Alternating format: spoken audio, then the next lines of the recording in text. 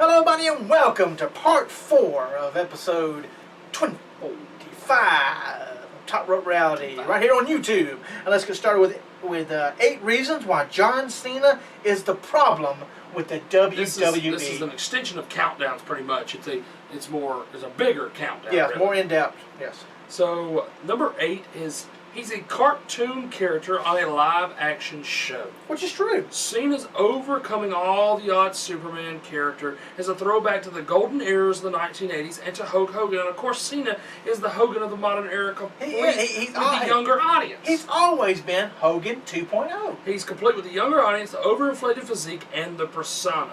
But here's the problem. Okay, go ahead and say that, and I'm going to say what I got to say. The problem is that Cena seems to exist in a different universe than the rest of the roster. No other wrestler wears nearly every item of merchandise he owns to the ring, and no other wrestler wears his own merchandise as though it was a superhero costume. Yeah. Daniel Bryan, he maybe wear his shirt sometimes, and he has his towel, and that's it. Yeah, but he wouldn't go, look at it, camera, look at it. Oh, yeah, that is getting real. He would throw it out to the fans. John Cena every time pulls it out of his back, holds it up in front of the camera, then but like Daniel Bryan, you were saying with Daniel Bryan. Daniel Bryan just throw it out to a fan. Just be nice. But you know, they've always said when Punk was there and John Cena were fighting each other. Yes. They said John Cena's Hogan, Punk is Savage. There you go. And that is true. There you go. And who got shit on? Savage did. Exactly. When Hogan was the big dude. Who is now? Everybody else. And that proved it this past Monday on Raw. When Bray should, the whole Wyatt family should not have been run through like they're a bunch of jobbers. There you go.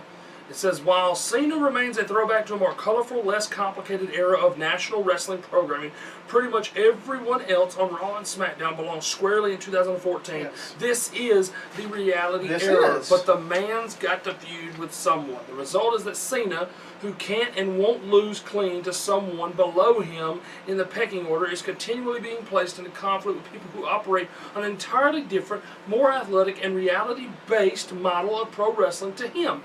And then beating them easily, usually no-selling their finishers and their submission holds, and then those wrestlers have to go back into new feuds and angles with other wrestlers of their ilk, there you go, and attempt to carry on as if Cena had never happened to them. Basically, they have to reprove themselves. They have to go back to the bottom and basically work all the way back up to the top just for Cena to dun, beat by Cena. Because that's what happened to Cesaro. Cesaro was coming up, and even Randy Orton lost to him cleanly, and then John Cena, boom, very next week, beat Cesaro easily. Yes. It's ridiculous. The match was good. Yes, but they need to ride around a little bit. Hey, like I said, John Cena could take these count-out losses. When was the last time John Cena lost? Well, see, that's the same thing we were talking about before. When John Cena loses, outside interference. Yep. Somebody comes down or something like that. I mean, you could have had Brock's music play. Yep. He turns around and then Cesaro gets him. There you go. Like I said, or we said earlier, Bray could have threw him into the ring post. He could have lost by count because he's been beat up by a monster who defeated Undertaker.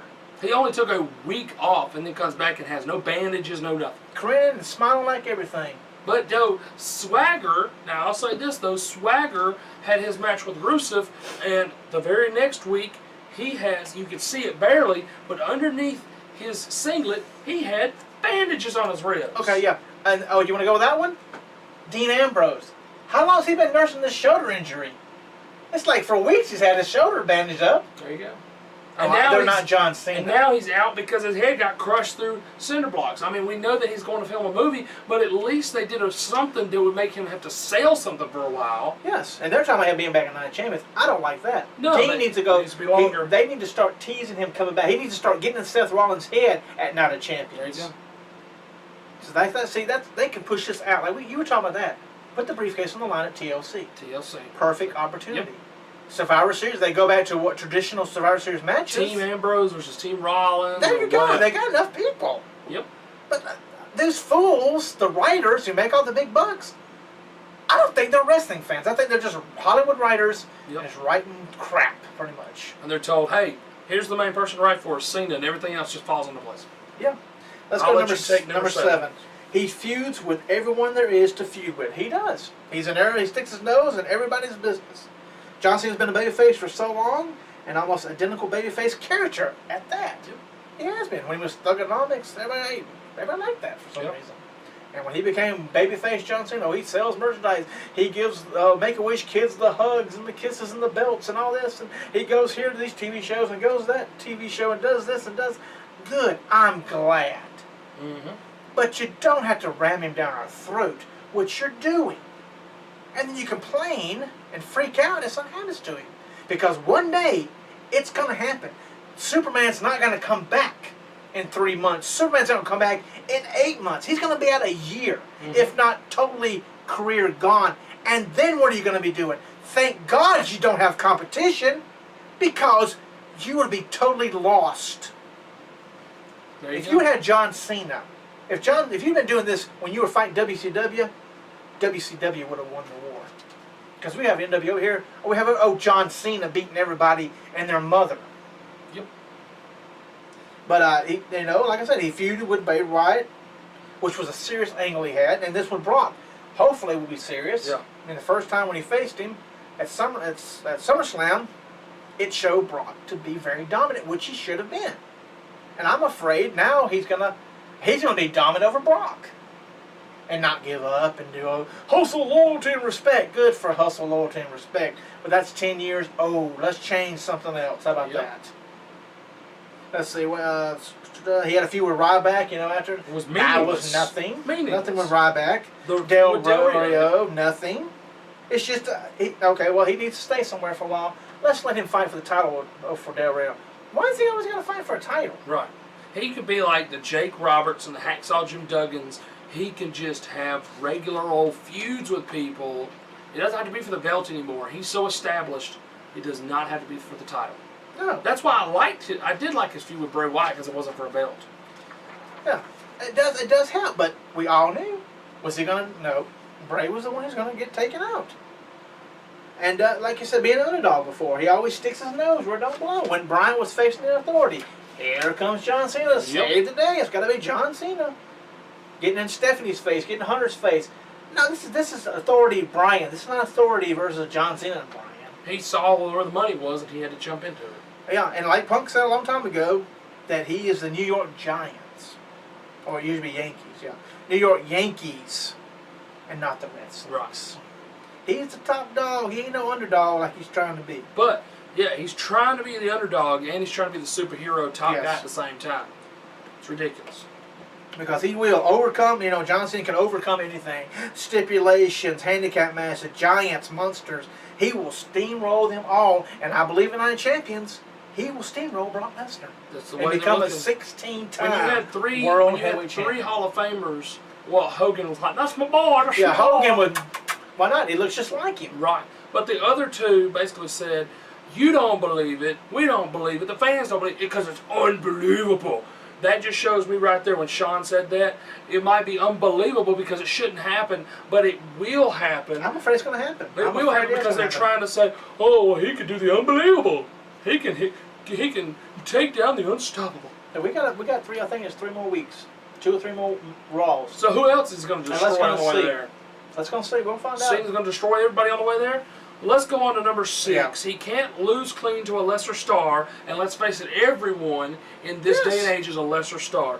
Everyone knows that John Cena follows the Hogan model when it comes to losing.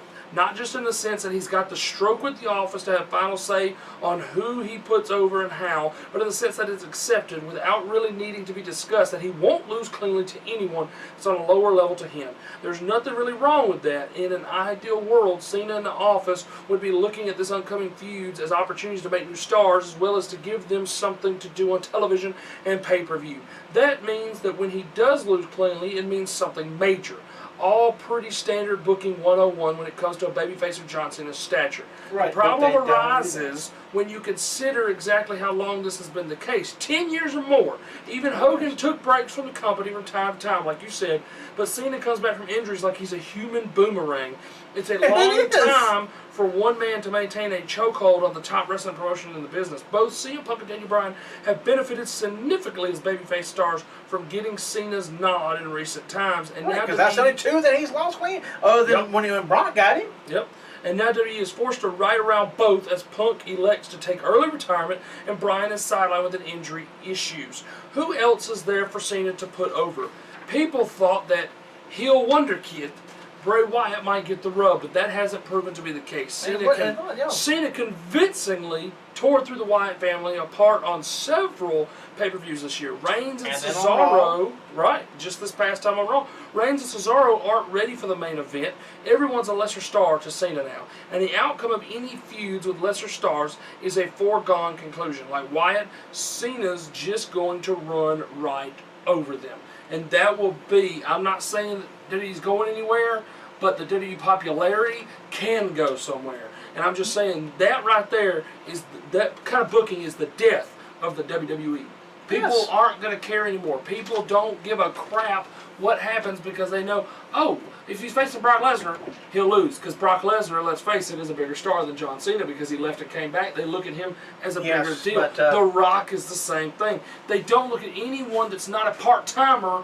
No one that is a full-timer is bigger than John Cena. All the part-timers are right there equal with John Cena. But that is the problem. And John Cena's our money maker, so he can have a loss to them, but he will get it. He will get it back. Yeah. And I'm afraid, like I said, because he lost to The Rock. I hate to harp on this. I'm definitely afraid that he's gonna beat Brock. Yeah. Not the Well, listen to this though. He lost to Rock on that first time at WrestleMania. Then, to redeem himself, he destroyed Brock Lesnar the next month on Extreme Rules, and then got his win back against The Rock at the next WrestleMania. Now, Hogan, I believe, is the one who said this.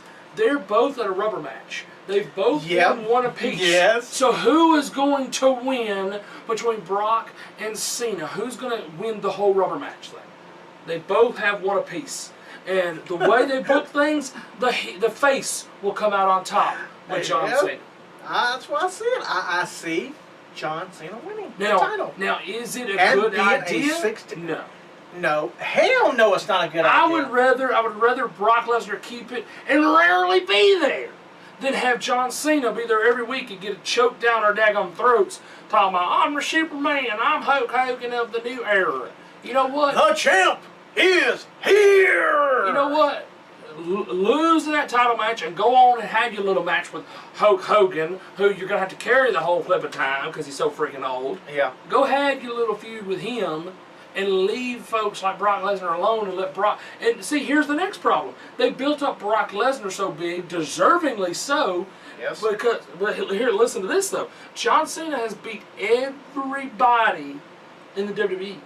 So who is the most ideal challenger for Brock Lesnar? It's going to be Roman Reigns is who it's going to be. Right, eventually. But right now, all the way up to WrestleMania, the only ideal person for Brock Lesnar to face is John Cena, because no one else is big enough to face Brock Lesnar. This is true. This is true. I know what you're saying, but right now, because Reigns will start next year at Royal Rumble. Right.